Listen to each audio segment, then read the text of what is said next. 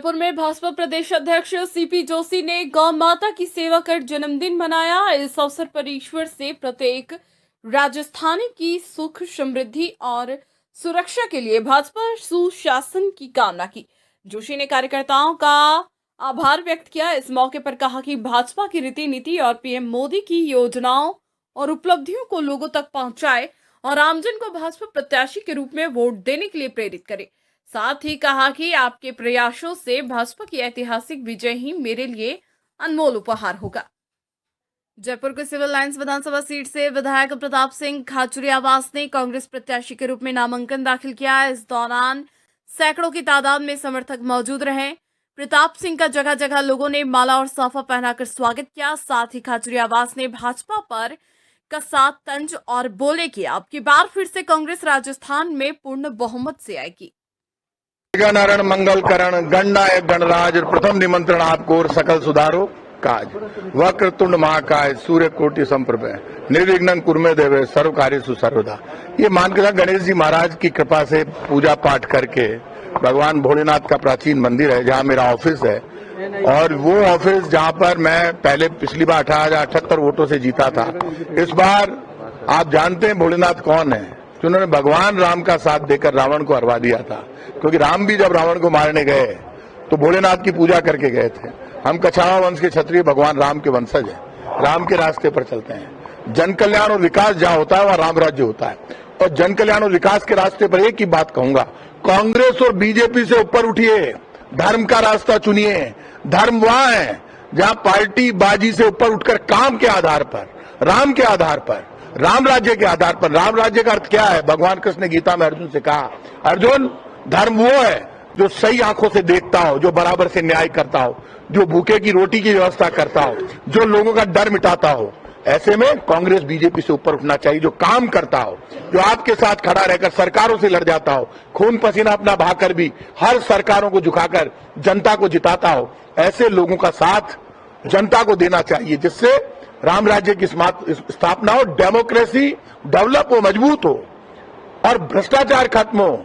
अगली जंग भ्रष्टाचार के खिलाफ होगी, लड़ना होगा बीजेपी और कांग्रेस से ऊपर उठकर, सबको एक होकर।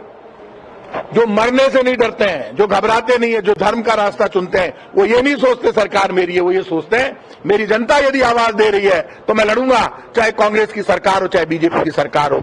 जब जयपुर उत्तर और दक्षिण हो रहा था तब डर रहे थे लोग बीजेपी के, तब प्रताप सिंह ने कहा था जयपुर जयपुर ही रहेगा।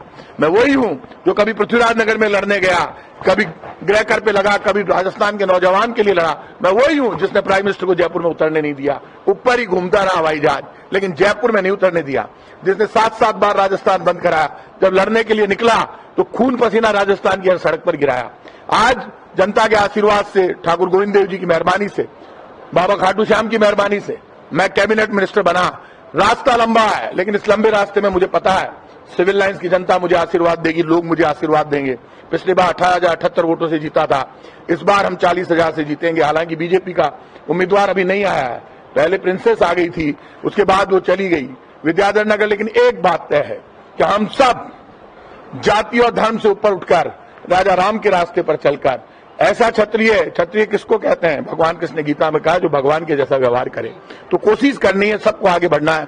100% राजस्थान में कांग्रेस की सरकार बनने जा रही है। जनता का आशीर्वाद हमारे साथ है, भगवान का आशीर्वाद हमारे साथ है। लेकिन ऐसे पापी जो रोज कार्यालय में बैठकर प्रताप सिंह खाचरियावास की वीडियो तोड़ते मरोड़ते हैं।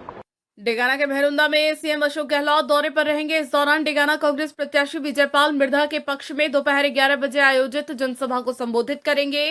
कांग्रेस पार्टी के पक्ष में ज्यादा से ज्यादा मतदान करने की अपील करेंगे। इस दौरान कांग्रेस प्रदेश अध्यक्ष गोविंद सिंह डोटासरा, प्रभारी सुखजिंदर सिंह रंधावा, वीर तेजा कल्याण बोर्ड अध्यक्ष सहित पार्टी अन्य नेता भी मौजूद रहेंगे। जोधपुर की हॉट सीट कही जाने वाली सरदारपुरा सीट पर मुख्यमंत्री गहलोत के सामने भाजपा ने जोधपुर विकास प्राधिकरण के पूर्व अध्यक्ष महेंद्र सिंह राठौड़ को प्रत्याशी बनाया है। इस सीट से गहलोत और राठौड़ आमने सामने होंगे। इसी को लेकर शुभ 24 न्यूज ने राठौड़ चुनाव को लेकर बातचीत की। पेश है जोधपुर ब्यूरो चीफ अनिल पारिक की खास रिपोर्ट। राजस्थान की सबसे प्रतिष्ठित और वीवीआईपी सीट मुख्यमंत्री के गृह जिले में मुख्यमंत्री के सामने जिस व्यक्तित्व पे भरोसा किया है, जयनारायण व्यास विश्वविद्यालय के प्रोफेसर, जोधपुर विकास प्राधिकरण के अध्यक्ष महेंद्र सिंह जी राठौर साहब शुभ 24 से बातचीत करने के लिए हमारे साथ है। राठौर साहब, सबसे पहले बधाई। धन्यवाद। मैं सीधा चुनावी सवाल करूंगा। दल में जो सबसे मजबूत व्यक्ति होता है उसको सबसे बड़ी जिम्मेदारी दी जाती है, तो मान लिया जाए कि सरदारपुरा में सबसे मजबूत व्यक्ति आप थे सीएम के सामने। भारतीय जनता पार्टी में व्यक्ति कभी महत्वपूर्ण नहीं होता है। भारतीय जनता पार्टी में कार्यकर्ता महत्वपूर्ण होता है और सरदारपुरा का कार्यकर्ता कमर कसा हुआ है। राजस्थान की 200 विधानसभा का कार्यकर्ता संगठनात्मक दृष्टि से विश्व की सबसे बड़ी पार्टी में पन्ना से लेके मंडल और मंडल से लेके जिला और 5 साल का इस कुशासन का जो अनुभव है, मुझे एक चिन्ह देकर भेजा गया है। लेकिन ये चुनाव भारतीय जनता पार्टी का कार्यकर्ता, सरदारपुरा का हर मतदाता मिलकर लड़ रहा है और जब सबका संघ और संगठन साथ है तो मजबूती उस चीज की। गहलोत साहब 7 गारंटी का जो कार्यक्रम लेके आए हैं, उनका ये दावा है कि गरीब गुरबों की सबसे ज्यादा मदद कांग्रेस पार्टी कर रही है। क्या गहलोत साहब की गारंटियां आप पे भारी ना पड़ जाए? गारंटियां तो राष्ट्रीय अध्यक्ष थे राहुल गांधी जब दी थी कि 10 दिन के अंदर कर्जा खत्म हो जाएगा, 10, 9, 8, 7 कह के युवाओं को रोजगार भत्ता दिया जाएगा। आज उन गारंटियों का क्या है कि 5 महीने के अंदर लोकसभा जब चुनाव हुआ उस वक्त उनके पुत्र और पूरे राजस्थान के कैबिनेट ने उनके नेतृत्व में चुनाव लड़ा और लोग कहते हैं वो जीतते नहीं है। मैं कहता हूं वो इसी जगह सरदारपुरा में हारे थे 77 में माधो सिंह कचावा से, जसवंत सिंह जी जसवाल से लोकसभा में, और 5 महीने के अंदर इनकी गारंटियां जब विकल्प फेल हुई और किसानों की जमीनें कुर्क हुई, जब गारंटियां राजस्थान की जनता जानती है कि ये जो जादूगिरी से जो कागज के फूल दिखाए जाते हैं ये प्राकृतिक सुगंधित फूल नहीं। मेरा अंतिम सवाल, भारतीय जनता पार्टी जोधपुर में जिस तरह से काम कर रही है, गुटबंदी की खबरें रह रहे क्या लगता है? आप डिप्लोमेटिक आंसर मत दीजिएगा, आप सम्माननीय प्रोफेसर हैं, मैं बड़ा स्ट्रेट फॉरवर्ड आंसर चाहूंगा। सबका सहयोग तो मिल जाएगा ना सरदारपुरा में? सभी मिलकर चुनाव लड़ रहे हैं। मैं कह रहा हूं आपको, आप भी यही हैं, हम भी यही हैं और दिन पर दिन अपन प्रगति का आदान प्रदान करेंगे। और निश्चित रूप से जो आज मैं कह रहा हूँ ना, कोई कयास नहीं है, भारतीय जनता पार्टी एकजुट है। जीत के प्रति आप आशान्वित हैं? 100%। मैं नहीं, मेरे कार्यकर्ता और जोधपुर की जनता और सरदारपुरा का मतदाता। रायबरेली में इंदिरा गांधी हारी थी, राहुल गांधी हारे थे, इतिहास अपने आप को दोहराता है। आज इसी सरदारपुरा क्षेत्र में, विधानसभा सरदारपुरा क्षेत्र नहीं है, लेकिन सभाओं की मौजूदगी में इस कार्यालय के सामने इस विश्वास के साथ, कार्यकर्ताओं के विश्वास के साथ कह रहा हूँ, 3 दिसंबर को 1 माह बाद में सरदारपुरा विधानसभा क्षेत्र में कमल सब नेताओं की जहाँ मांग होती है उस मांग के अनुरूप निश्चित रूप से प्रधानमंत्री जी से लेकर और सामान्य जाति का कोई नेता है वहां तक का एक वेल प्लान प्रबंध के तहत चलता है। पार्टी जिसका उपयोग लेगी वो यहाँ आएंगे और वो कमल खिलाने आएंगे। सरदारपुरा से भारतीय जनता पार्टी के कैंडिडेट महेंद्र सिंह जी राठौर साहब पूर्णतः आशान्वित हैं कि वो इस बार मुख्यमंत्री को लोहे के चने चबवा देंगे। क्या होता है ये 3 दिसंबर को पता चलेगा। आप देख रहे थे शुभ 24, मैं अनिल पारिक। विजय होगी हमारी। पाली के सोजत विधानसभा क्षेत्र से पूर्व मुख्य सचिव निरंजन आर्य ने कांग्रेस प्रत्याशी के रूप में अपना आवेदन रिटर्निंग अधिकारी गोपाल जांगिड़ के समक्ष प्रस्तुत किया। इससे पूर्व जैतारण्य गेट पर चुनावी सभा का आयोजन किया गया, जिससे सैकड़ों समर्थकों के साथ पार्टी कार्यकर्ता मौजूद रहे। जनता के लिए बहुत से आपने काम किया, अब आगे क्या योजना? सोजत के सर्वांगीण विकास को दृष्टिगत रखते हुए मैं, जैसा कि आप जानते हैं, पिछले 1.5-2 साल से यहाँ नियमित रूप से दौरे कर रहा हूँ, लोगों से संपर्क कर रहा हूँ। गाँवों की, ढाणियों की हर तकलीफ से मुझे जानकारी है। तो मैंने एक रोड मैप बनाया, एक विकास का मेरा एक विजन है। उस विजन को मैं इम्प्लीमेंट करना वैसे भी माननीय मुख्यमंत्री की कृपा से प्रारंभ हो चुका है। जैसे गाँव के अंदर कॉलेज खुलने की नई बात थी, लेकिन वो विजन में, उसी तरह से सड़कों का जाल है, उसी तरह से पानी है, बिजली है। तो ये जो मूलभूत बेसिक इंफ्रास्ट्रक्चर था, पहली मेरी विजन या पहली मेरी योजना ये है कि सोजत जैसे क्षेत्र में हम इन सभी सुविधाओं को इतना सुदृढ़ करें यहाँ के नागरिकों को हर प्रकार की सुविधा मिले, उनका जीवन स्तर अच्छा हो। चिकित्सा की दृष्टि से भी हमने यहाँ बहुत प्रयास किए हैं। जैसा कि मैं आपको बताना चाहूँगा कि इन 1.5-2 सालों में हमने 2 CSC सरकार से खुलवाई, हमने 6 PSC भी सरकार से खुलवाई, क्योंकि पहली बार हुआ कि साल 1.5 साल में 6 PSC खुलवाए। तो अब इस विजन को, इस PSC का जो कार्य है उनको मुझे पूरा करना है। जहाँ जहाँ PSC की जरूरत है वहाँ PSC खुलवानी है। तो मेरी पूरी कोशिश है कि इन 5 जो मूलभूत हमारी विकास के अवधारणा की आवश्यकताएं हैं, उन आवश्यकताओं को समानुरूप से वितरण यहाँ होना चाहिए। ऐसा नहीं हो कि कोई डार्क जोन रह जाए, कहीं पे तो 2 है, कहीं कुछ भी नहीं हो। ये समानता की दृष्टि से हम कार्य करें। जैसे बिजली की बात, अब कुछ ऐसे गाँव है यहाँ पे बिजली की अभी भी नहीं है, पिछले कई सालों से बिजली वहाँ गाँव में नहीं जा रही। इसके लिए मैंने पूरा प्रयास किया। वन विभाग और वाइल्ड लाइफ के अनापत्ति लेके आए हम। 1 करोड़ रुपए माननीय मुख्यमंत्री जी ने जमा कराए, टेंडर भी हो गया।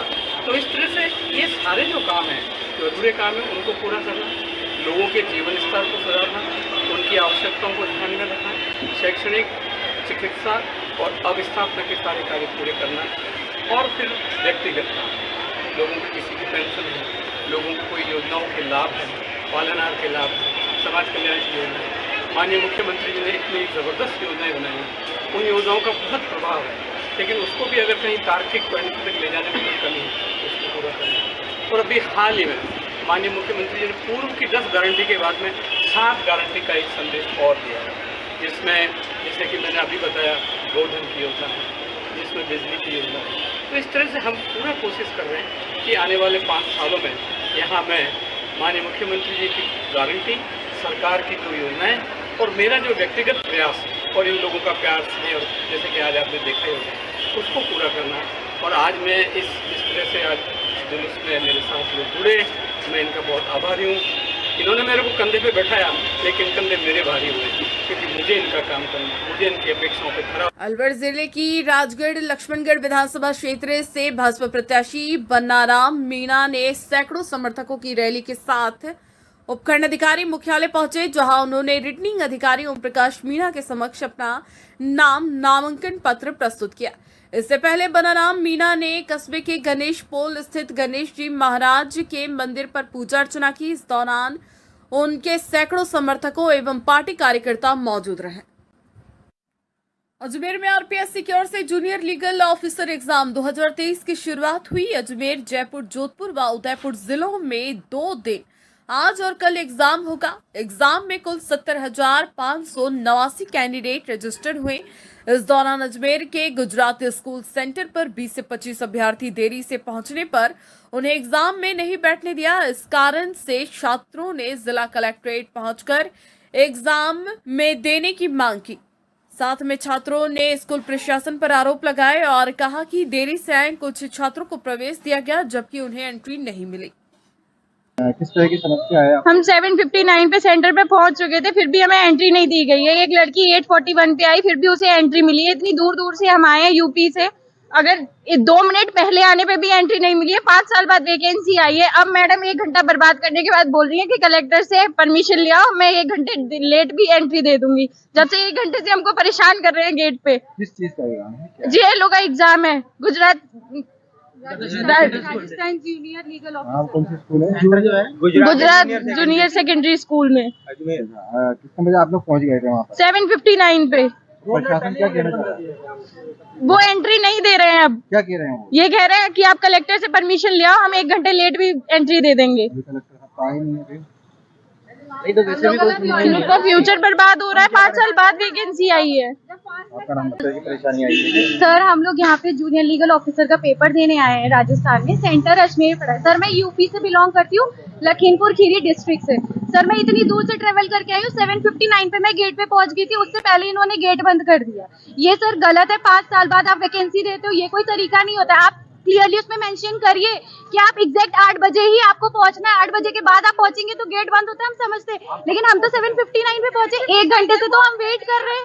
कोई मतलब ही नहीं है, कोई रूल्स नहीं है। उसके बाद 9 बजे वो हमसे कह रहे हैं आके आप कलेक्टर से बात करिए। कलेक्टर मैम भी अभी आई नहीं सर, हमारे फ्यूचर का सवाल है। इतने दूर दूर से बच्चे आए सर, इसलिए तो नहीं आए कि हम लोग यहाँ पे ऐसे खड़े रहे। कहाँ था आपका सेंटर? सर मेरा ये गुजराती सीनियर सेकेंडरी स्कूल पढ़ा है अजमेर। कितने बच्चे थे कुल जिनको उन्होंने एंट्री नहीं दी? सर मैंने काउंट नहीं किया था, बट अभी यहाँ पे जितने भी हैं 10, 20, 25 तो होंगे सर एग्जैक्ट।